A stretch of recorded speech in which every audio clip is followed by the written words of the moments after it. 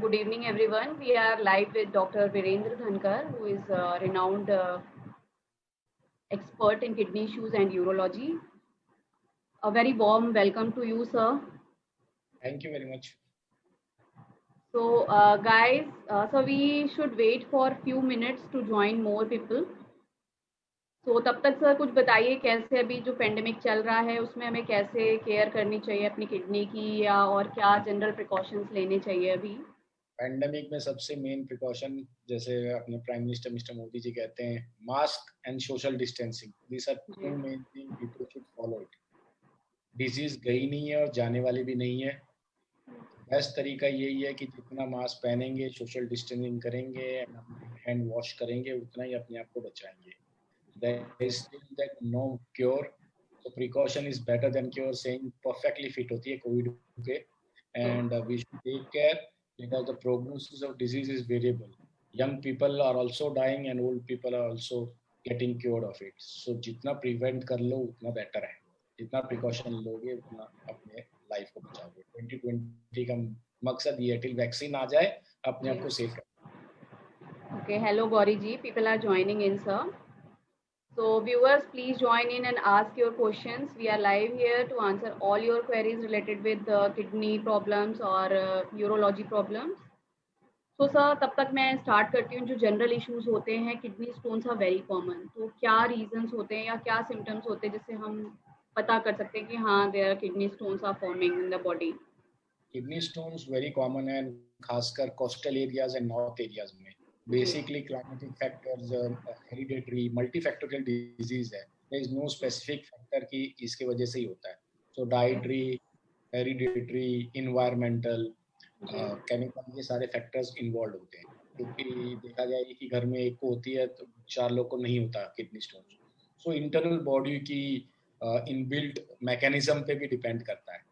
सो जिसको स्टोन होता है उसका मेन सिम्टम्स होता है पेन इन एब्डोमेन और flank region, urination with difficulty, infection, blood in urine, and if people ignore it and stones keeps on forming and big in size, it can lead to kidney failure, kidney non functioning हो जाती है।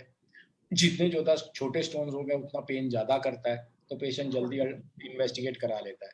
जो बड़े stones होते हैं वो patient silence होते हैं एंड तो पेशेंट इन्वेस्टिगेट नहीं कराता and long run they damage the kidney. So is it like जो ट्रेडिशनल वेज होते हैं या मतलब बिना मेडिसिन के या बिना प्रोसीजर के भी स्टोन्स रिमूव किए जा सकते हैं?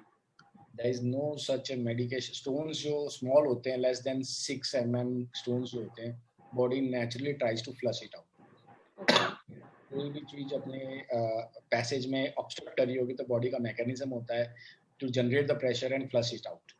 6 mm के नीचे के stones we say कि there is a very high chances they will flush out automatically from the body.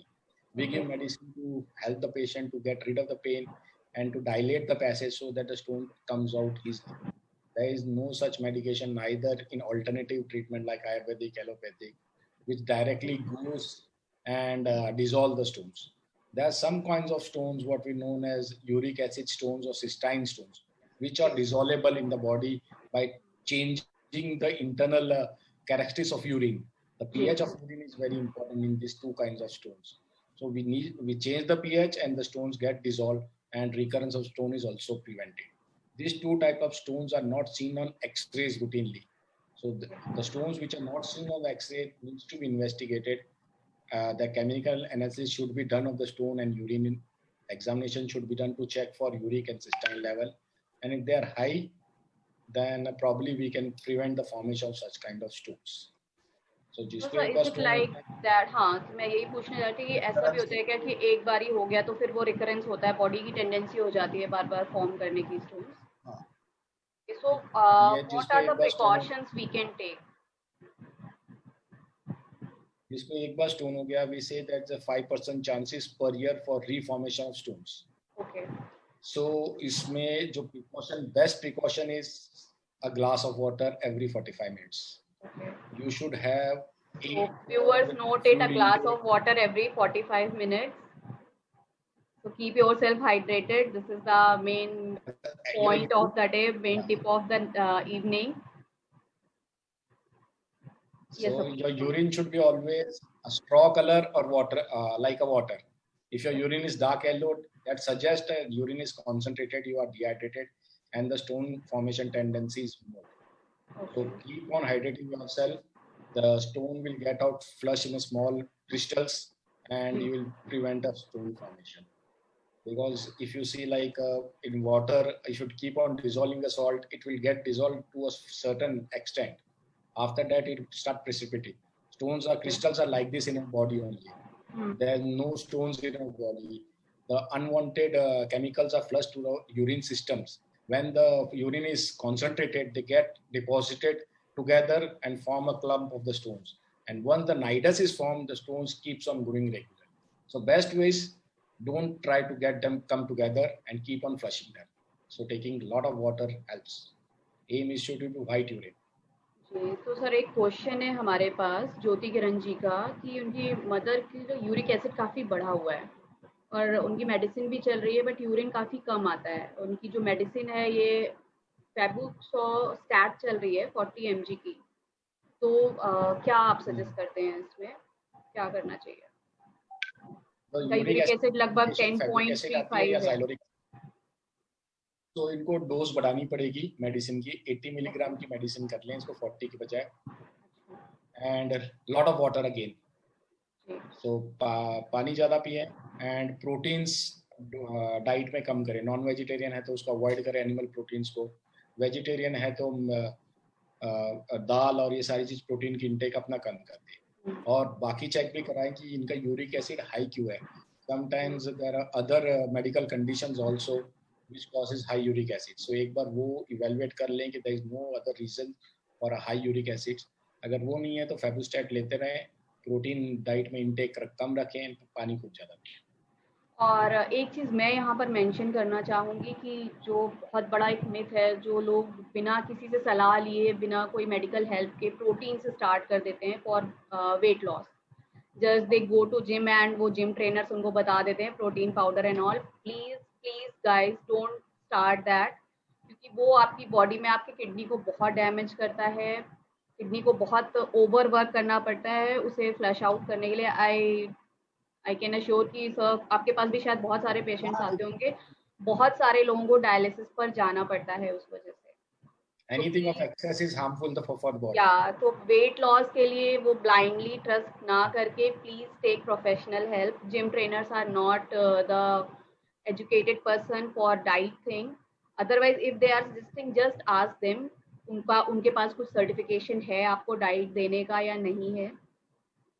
Sir एक क्वेश्चन है अभी ये अर्चना जी पूछ रही हैं कि किडनी में अगर सिस्ट हो जाए तो क्या कर सकते हैं? अभी छोटी छोटी है, क्या होता है ये बेसिकली? सिस्ट क्या होती है किडनी की? Kidney में cyst, age normally as we grow older, our hair gets gray.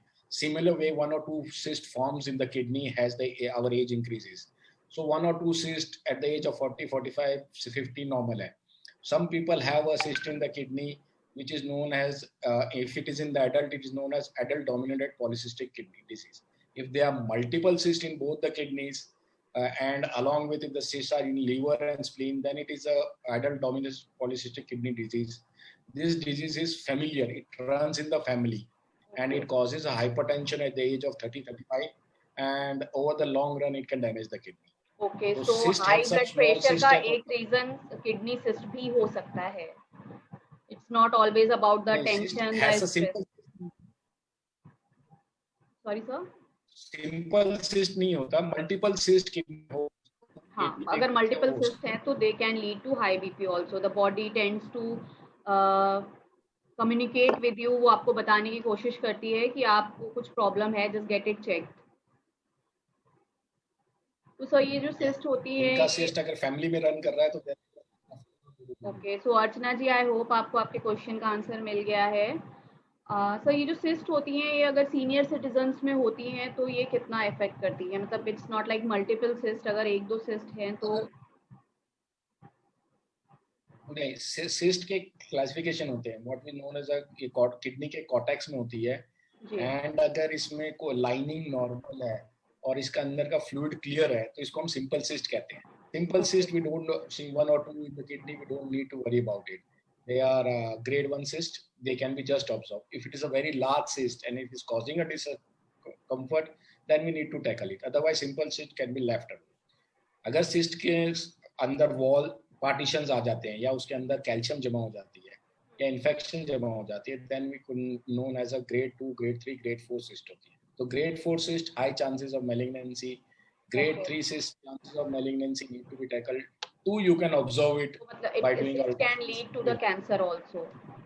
Yes. The malignancy means it can lead to cancer also. So ये गौरी जी का observe it. Okay. गौरी जी का एक क्वेश्चन है कि अगर किडनी में कोई प्रॉब्लम है तो क्या फेस पर भी सिम्टम्स नजर आ सकते हैं? किडनी के जो सिम्टम, जब किडनी में प्रॉब्लम आते हैं तो सिम्टम्स बहुत लेट आते हैं. ओके, तो वो क्या होते हैं? व्हाइट स्पॉट और समथिंग लाइक दैट. जैसे अपने बॉडी में रिजर्व बहुत होते हैं, गाड़ी में भी जैसे गाड़ी रिजर्व जब तक नहीं लगती पेट्रोल कितना में अंदाजा नहीं होता, इसी तरह अपने बॉडी की भी रिजर्व्स काफी स्ट्रांग होते हैं. तो किडनी डिजीज के जब तक क्रेटिनिन 3, 4, 5 तक नहीं आता, सिम्टम्स नहीं देते. एंड इनके सिम्टम्स बड़े वेग होते हैं. वीकनेस, भूख नहीं लगना, लॉस ऑफ एपेटाइट, पैरों में सूजन आना, फेस पे पफीनेस होना, सांस फूलना, ये सारे सिम्टम्स लेट प्रेजेंटेशन होते हैं. I guess early symptoms में हम urine discoloration और the smell. Discoloration के smell का किडनी फेलियर से कोई वो नहीं है, ये नॉर्मल भी आ सकते हैं. इसका बेसिकली जो पेशेंट डायबिटिक है उन्हें अपना रेगुलरली चेक करा लेना चाहिए, क्रेटिनिन एंड यूरिन टेस्ट. जो पेशेंट हाइपरटेंसिव है उन्हें 6 मंथली ईयरली अपना चेक कराना चाहिए. हाइपरटेंसिव पेशेंट को अपना ब्लड प्रेशर की रेगुलर मेडिसिन लेना चाहिए. डायबिटीज वाले ने अपने शुगर कंट्रोल रखनी चाहिए एंड रूटीन रेगुलर चेकअप कराते रहना चाहिए. सिंपल एक test what is known as urine examination कराओगे तो किडनी के हेल्थ का पता चल जाएगा. Urine examination is the mirror of a kidney. Urine में प्रोटीन जा रहे हैं या ब्लड जा रहे हैं तो दैट विल सजेस्ट कि kidney is somewhat not functioning properly, so you need to check that. तो सिंपल यूरिन टेस्ट, 20 रुपए का test and you will know the health of your kidney. So diabetic patients को और hypertensive patients को बहुत ज़्यादा ध्यान रखने की ज़रूरत है. उन्हें रूटीनली अपना यूरिन टेस्ट कराते रहना चाहिए to just check your kidney health. और सर एक प्रॉब्लम बहुत कॉमन है आजकल प्रोस्टेट की, तो वो क्या होता है exactly? Prostate is a male gland which is present just below the bladder. Okay. Normally, as we age, the glands keep on growing, so it causes the problem while urinating. पेशाब में रुक रुक के आना, जोर लगा के पेशाब आना, टाइम ज़्यादा लगना, एक ही धार में नहीं आना, पूरा खाली नहीं होना. These are the some symptoms of the prostate. So ये symptoms age wise बढ़ते हैं and लोग अल्ट्रासाउंड कराते हैं and ये मेरा prostate बढ़ गया. So this is a myth. Size of the prostate has no role in deciding the treatment. Some patient may have a 20 gram of prostate, which is normal, and he will have so much symptoms that he requires a treatment. And some patient will have a 200 gram of prostate, he will have no symptoms, so he doesn't require a treatment. So size of the prostate on ultrasound does not decide the treatment. It is the symptoms of the patient, जो मैंने बताया, that decides the treatment. And the first line of treatment is always medicine. If the medicine works, then the patient keeps on taking the medicine lifelong. If medicine doesn't work, then only it requires a surgery. And आज के दिन surgery is by endoscopic means there is no cut on the body. It is done by laser. So patient goes home next day. There is very less bleeding with lasers, and the patient are very comfortable. The catheter is removed after 48 hours and the void. So first line of treatment, medicines, start the medications, and the response is good, continue medication. तो ऐसा भी होता है क्या कि ये prostate बढ़ने की वजह से जो अगर कोई डायबिटिक पेशेंट है, जो शुगर बिल्कुल नॉर्मल चल रही है, सब कुछ है, तो सडन वेट लॉस हो सकता है क्या? नहीं, प्रोस्टेट से वेट लॉस का कोई कनेक्शन नहीं है. Prostate growth is a physiological disease. It is not a pathological disease. Like graying of hair is a physiological disease. You can have a cancer in the prostate. So that can, if the cancer is spread, that can cause a weakness. Otherwise, the weakness is maybe because of endocrine disease, diabetes. So you need to check for your PSA level. After the age of 50, everybody should get it every yearly or twice a yearly PSA level check, so that you can detect the cancer in the prostate earlier than the symptom appearing. And the family in which, who has a history of prostate cancer, they need to get their PSA done yearly after the age of. May I know the full form of PSA? prostate specific antigen. This is a blood test. Okay. To detect the cancer very early. This is very high. There are various reasons for PSA to be high. One of is malignancy, other may be infection. Okay sir, तो अर्चना जी का question है कि चलने में मतलब काफ़ी दूर लगता है, पेट निकल आया है और दर्द भी होता है, तो क्या सिस्ट की वजह से हो सकता है? नहीं, सिस्ट अगर छोटे छोटे सिस्ट है that will not cause the symptoms. और एक क्वेश्चन है सर कि शुगर होने पर शरीर का दुबला होना भी क्या किडनी की वजह से होता है? तो इसका तो कोई रीज़न है नहीं, बेसिकली किडनी से रिलेटेड नहीं है ये। किडनी की वजह से हो सकता है अगर किडनी फेल हो तो. ओके। और अनुराधा जी का क्वेश्चन है कि बार-बार यूरिन का आना और पीलापन होना किस वजह से है? बार बार यूरिन. अनुराधा की एज कितनी है? अनुराधा जी प्लीज़ अपनी एज बताइए आप।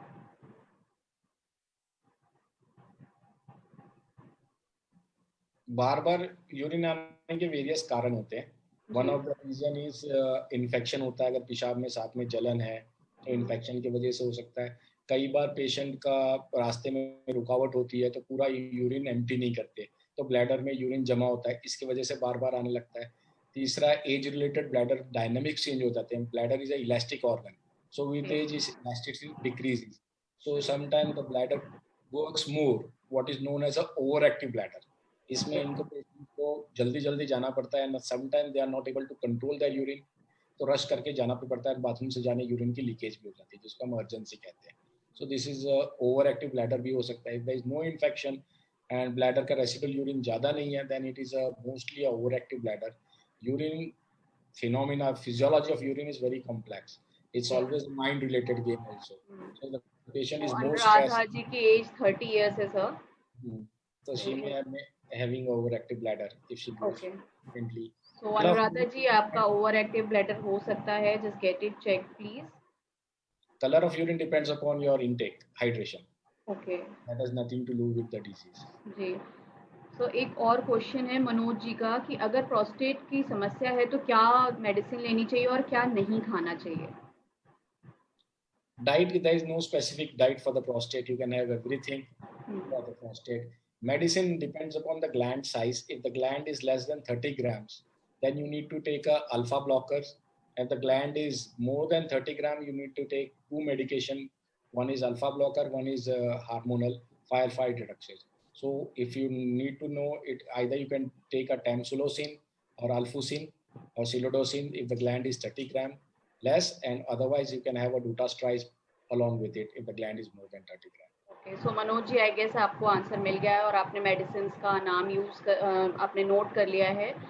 अनुराधा जी का क्वेश्चन है कि शुगर की वजह से यूरिन ज़्यादा होता है क्या? तो मैं बताना चाहूँगी अनुराधा जी, ये पॉली यूरिनेशन जिसको कहते हैं, जो यूरिन बहुत ज़्यादा होता है, ये शुगर का एक बहुत मेजर सिम्टम है initially.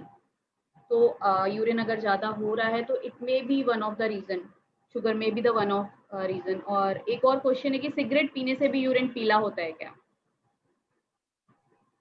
I don't think so. Color of the urine depends upon your intake of the water. अगर आप hot humid climate में काम कर रहे हो, so you'll sweat more. You'll have a concentrated urine. So urine color is usually your hydration level of your body. Okay. अनुज जी का question है कि क्रिएटिनिन अगर बढ़ जाए तो इसे कैसे कम किया जाए? क्रिएटिन कम करना हमारा मकसद नहीं होता. बेसिकली क्रिएटिन क्यों बढ़ा है वो देखना है. अगर क्रिएटिन बढ़ा है एक्यूट रीजंस की वजह से, एक्यूट रीजन में आता है इन्फेक्शन, एक्यूट रीजन में आता है किडनी में स्टोन जमा हो, पाइप में अटक गया है जिसने ब्लॉकेज कर दिया, जिसको ऑब्स्ट्रक्शन कहते हैं, या ब्लैडर ओवरफ्लो के किडनी को खराब कर चुका है. So if there is a surgical cause, we remove the cause, stone निकाल दिया, ब्लैडर फुल है तो कैथेटर डाल दिया, इन्फेक्शन है तो एंटीबायोटिक दे के सेटल कर लिया.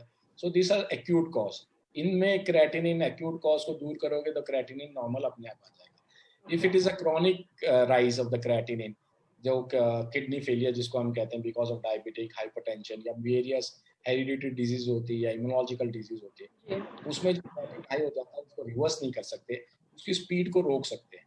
और बेस्ट तरीका उसकी स्पीड को रोकने का, control your diabetes, control your hypertension, and आपने अपने डाइटरी प्रिकॉशन रखने हैं.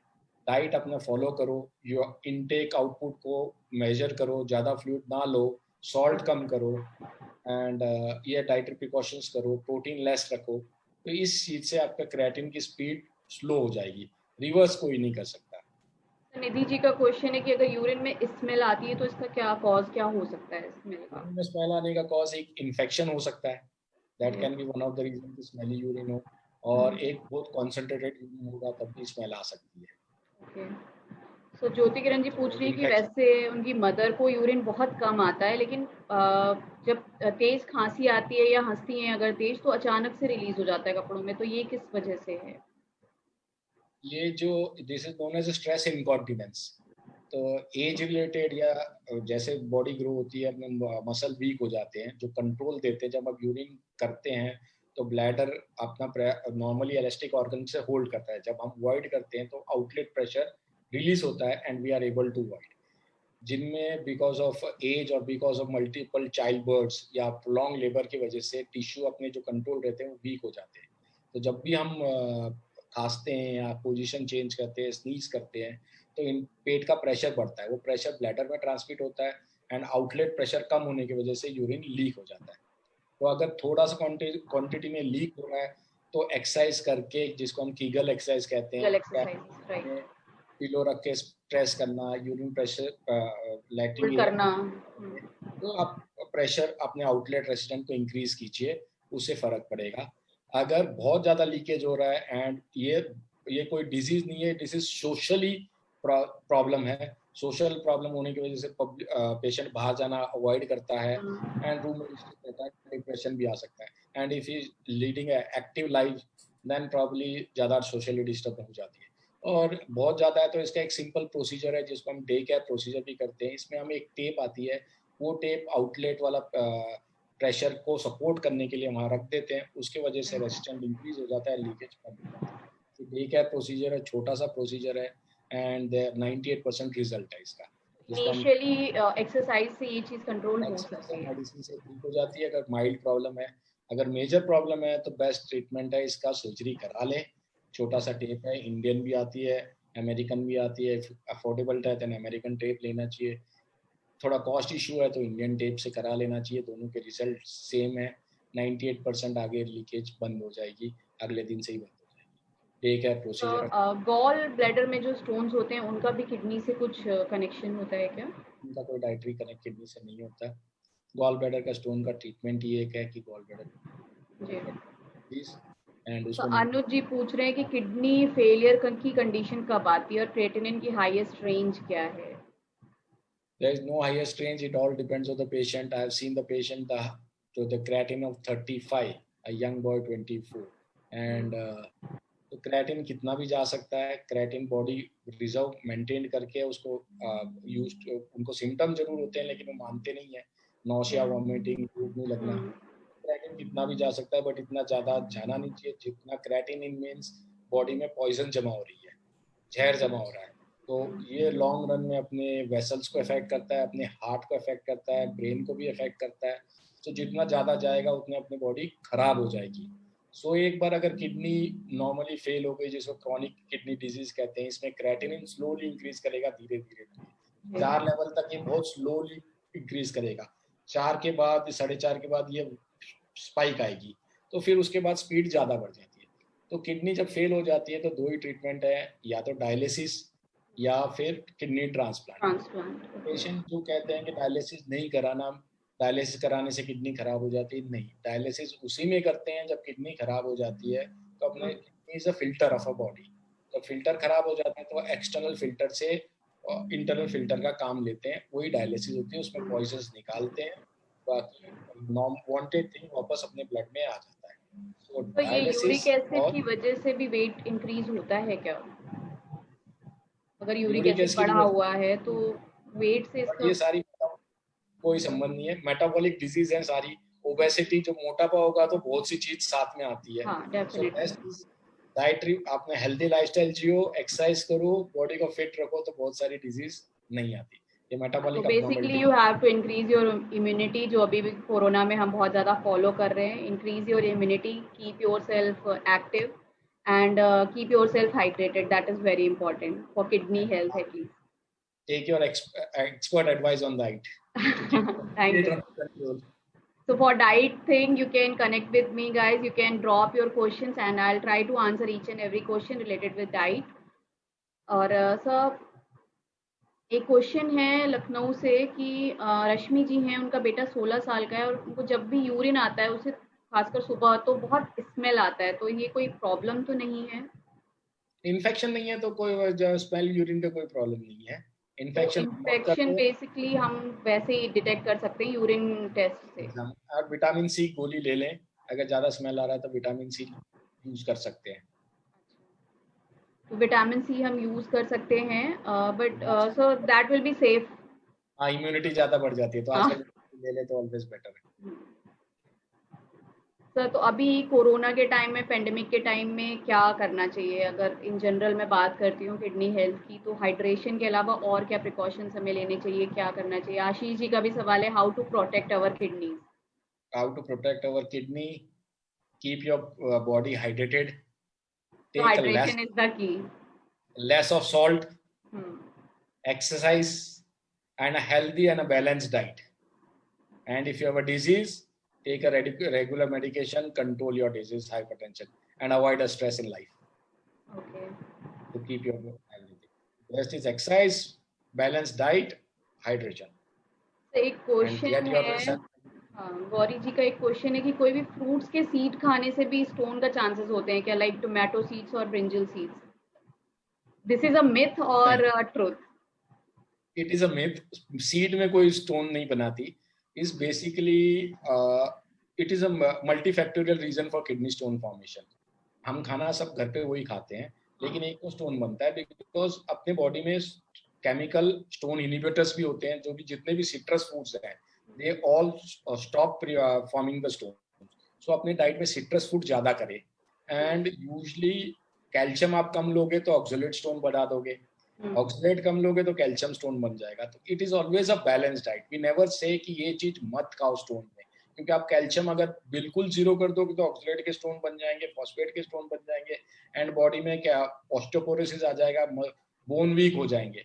सो वी से कि there is nothing no for a kidney stone patients. You restrict your diet for calcium. You can don't take a supplement of calcium. Take about 400 grams of calcium per day. Milk and milk products. अब लो। अपने diet से ही लो जितना हाँ, लेना है। अगर आपने tomatoes खाना है तो बहुत ज्यादा ना खाएं। कुक स्मॉल करके खाएं उनको यूजुअली। स्मॉल स्मॉल क्वांटिटी मिले। So you are allowed to take everything. Decrease your animal protein, decrease the salt, lot of water, and a balanced diet. That is more important rather than avoiding. Even if you don't take tomatoes, you will keep on forming the stone and increase your citrus foods in the body. Okay. तो sir, is it advisable जिनको भी stones होते हैं, तो जब stone remove करवाते हैं तो should they get check their stones also कि किस चीज के स्टोन्स हैं? Usually the maximum stones which are seen on X-ray they are component of calciums. तो कैल्शियम के साथ ऑक्सलेट होगा या कैल्शियम के साथ फॉस्फेट होगा।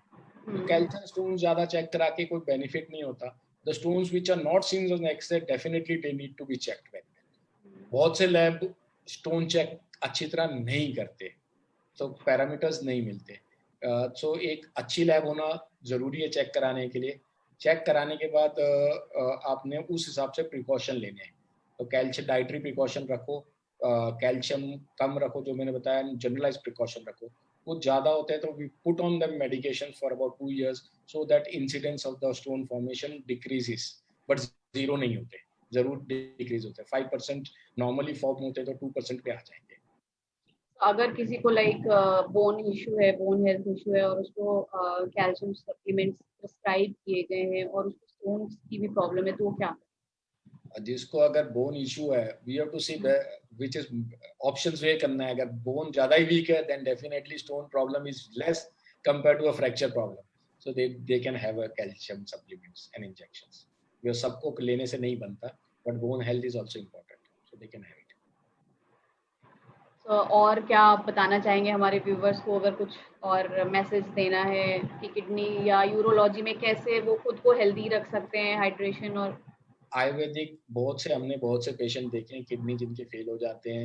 ये बहुत सी दवाई आयुर्वेदिक या कोई इसके पास जाओ क्रिएटिन कम हो जाता है, इसके पास जाओ इसकी दवाई लेने से क्रिएटिन कम हो जाता है, कुछ नहीं होता। लॉन्ग रन में kidney gets damage more. So don't take ayurvedics और ये बाबू की medication. They all give heavy metals उसमें रहते हैं, तो उसके वजह से किडनी और डैमेज खराब हो जाती है। यस टेम्पररी कुछ केसेस में हमने देखा है कि वो क्रेटिनिन कम हो जाता है. वो इसलिए कम हो जाता है कि creatine is not only measure of a kidney health, muscle mass से भी क्रेटिनिन रिलीज होता है. तो if my weight is 60 kg and it comes down to 50 kg, तो मेरा क्रेटिनिन ऑटोमेटिकली कम आ जाएगा. सो मसल मास कम होने से उनका क्रेटिनिन नॉर्मल आने नीचे आता है, तो उनको लगता है वो दवाई लेने से improvement. So if your creatinine is rising, so follow your doctor's advice and stick to that medication. Don't take ayurvedic medications. And if you need to have a dialysis, get your dialysis done. It will prevent further complications. Avoiding a dialysis is inviting a complication shot. So follow the doctor's advice, take regular medications, have a good dietary precaution, limit your intake of potassium, your protein, your salt, and if need to have a dialysis, do a dialysis. Otherwise, the best option if you are young patients, go for a kidney transplant. The quality of life of the transplant patients are much more than the patient who is on a dialysis. And on an average, 10-year survival rate of a kidney transplanted is about 70-80%. They can have it. And the longest survival I have seen of a transplant is more than 30 years. तो संतोष जी का भी एक question है कि क्या धनिया की पत्ती किडनी के लिए फायदेमंद होती है? This answer you will go give better than me. तो ऐसे कोई स्टडीज नहीं है संतोष जी कि धनिया की पत्ती किसी भी तरीके से किडनी हेल्थ को इम्प्रूव करती है. तो basically balance diet overall health के लिए बहुत इंपॉर्टेंट है, और किडनी हेल्थ के लिए स्पेसिफिकली सर ने बताया कीप योरसेल्फ हाइड्रेटेड. पानी बहुत ज़रूरी है क्योंकि वो आपकी किडनी को हेल्दी रखता है, आपकी बॉडी की इम्प्योरिटीज़ को फ्लश आउट करता है, जिससे जो बेसिकली जो स्टोन्स बनते हैं यूजुअली वही होता है कि जो हमारी इम्प्योरिटीज़ हैं, जो टॉक्सिसिटी हैं, वो सारा इकट्ठा हो जाता है किडनी में. Right sir? राइट. तो सॉल्ट सॉल्ट, हाँ, तो प्रोसेस फूड जैसे होता है उसमें बहुत ज़्यादा होता है सॉल्ट. यूजुअली उसको मेकिंग में MSG वगैरह होते हैं, तो उनको आपको उनका इंटेक कम करना है. हेल्दी डाइट लीजिए, होममेड डाइट लीजिए. Keep yourself active, keep yourself hydrated, and hydrated means water, all the natural drinks, coconut water, छाछ, not the cold drinks, tea, coffee. Caffeine intake should be less. So और कोई question अगर है viewers तो आप हमें message कर सकते हैं, व्हाट्सएप कर सकते हैं, आप कमेंट बॉक्स में छोड़ सकते हैं. Sir will definitely answer you, otherwise we will try to get your questions to sir, and sir, I hope we will get all the answers soon. Yeah. And thank you so much for coming and giving your valuable time to us. Thank you very much. Thank you, sir. For your NGOs. It was very nice to have you with us. Thank you, viewers. Be at home until and unless it is very required to go out. Be safe, keep hydrated, and have a balanced diet. Okay, have a good night, sir. Thank you so much. Okay, bye. Bye-bye, sir.